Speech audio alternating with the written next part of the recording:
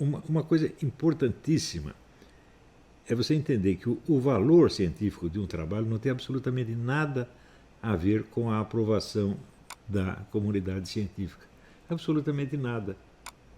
Por exemplo, se você pega, você dá valor à teoria da relatividade do Einstein, é muito bem, ótimo. Agora, daí você pega o livro que essa senhora tchecoslovaca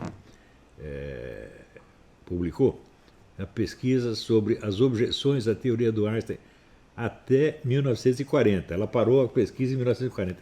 Então, assim, era um mar, um oceano de objeções e críticas. Feita pelo quê? Pela comunidade científica. O que isso significa? Não significa absolutamente nada. Ou o sujeito está certo ou ele está errado. Ou o que ele diz é verdadeiro. Esse tipo pode ser provado por meios objetivos, ou não pode. A própria ideia de consenso científico ela é autocontraditória. Se você diz, nós seguimos aqui o consenso científico. O que é consenso? É número de votos. Isso é um critério científico? Claro que não. Todo apelo ao consenso científico é 100% anticientífico. E o sujeito que se escora nesse consenso e se acredita no representante da ciência, ele prova com isso que ele não tem a menor ideia do que é ciência. Você vê, não existe nenhuma teoria científica que foi primeiro aprovada pela comunidade científica e depois elaborada por um indivíduo. Nunca tem.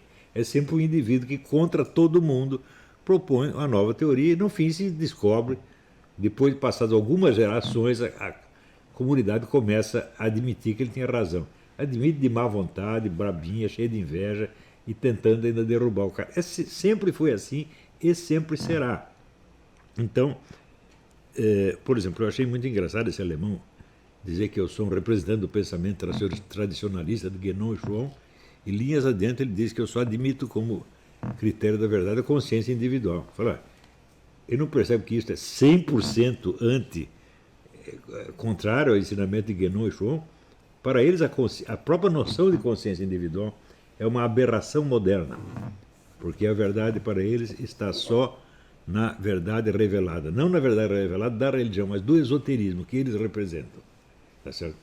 E a consciência individual foi uma criação aberrante do mundo moderno. É uma coisa inteiramente absurda.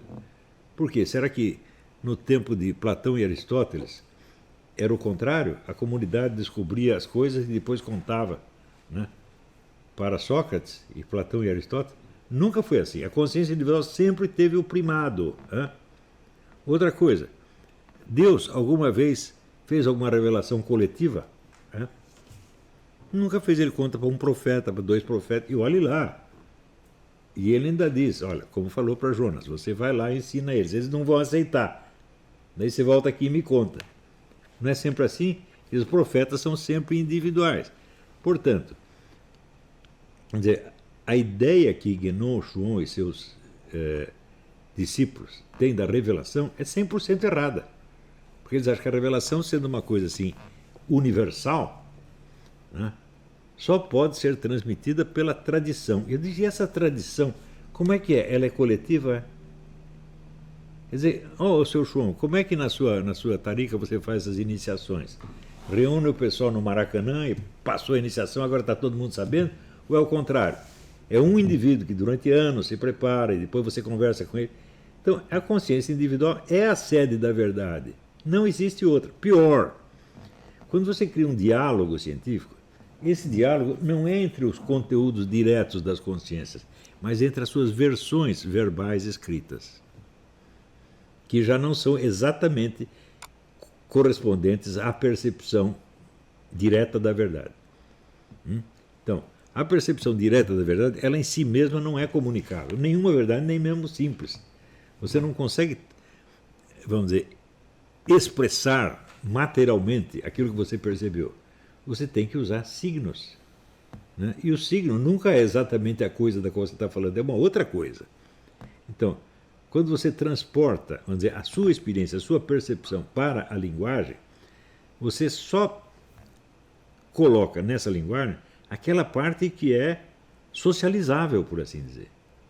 O que quer que eu transmita por linguagem é porque é socialmente acessível. Portanto, é acessível, em princípio, de maneira idêntica por toda uma coletividade.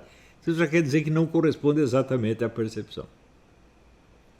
Existem duas maneiras de você tentar vencer isso. Uma através da linguagem racional, científico-filosófica, que salta por cima, vamos dizer, das diferenças e se atém apenas àquilo que é comum a todos os participantes.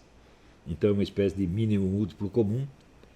E a outra maneira é a linguagem poética, que ao contrário aprofunda a individualidade, o individualismo da linguagem e torna maximamente acessível a outros indivíduos a experiência de um indivíduo em particular.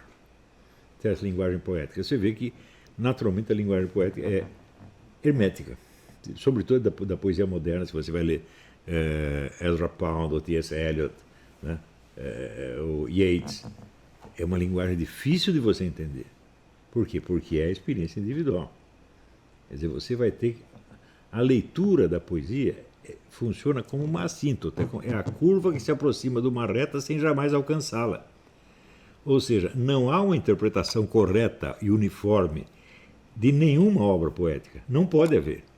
Na hora que o sujeito está lendo, ele está criando uma outra obra poética dele, aproximadamente correspondente à experiência do poeta. E isso é justamente aí que está, vamos dizer, a vantagem e a utilidade da poesia, fazer com que todo mundo se transforme, de certo modo, em poeta. Tá certo? E participe, vamos dizer, em máxima medida possível desta experiência supremamente individual. Tá certo? Então, ou você vai para o lado da linguagem uniformizada, linguagem científica, filosófica, ou você vai para o lado da linguagem individual. No primeiro caso, você corta 90% da experiência, reduz tudo apenas ao elemento comum. Portanto, o que você está falando é muito pobre em relação à experiência. E no outro caso, você tenta manter a riqueza da experiência, mas a participação nisso é sempre deficiente. Ninguém pode transcender isso aí. Isso aí se aplica, inclusive, se isso se aplica até a obras de poesia, né, meramente humana, né, mas como isso não se aplica à linguagem sagrada, à linguagem da revelação. Não é isso? Então, você vê que na interpretação da revelação também existe esse mesmo problema. Ou você tenta criar uma linguagem científica que uniformiza, de certo modo, o significado da revelação, mas com isso você empobrece, ou, ao contrário, você produz uma obra poética que faz uma espécie de paráfrase da Bíblia. Portanto, a interpretação é equívoca também. Você está entendendo? Então, não tem saída.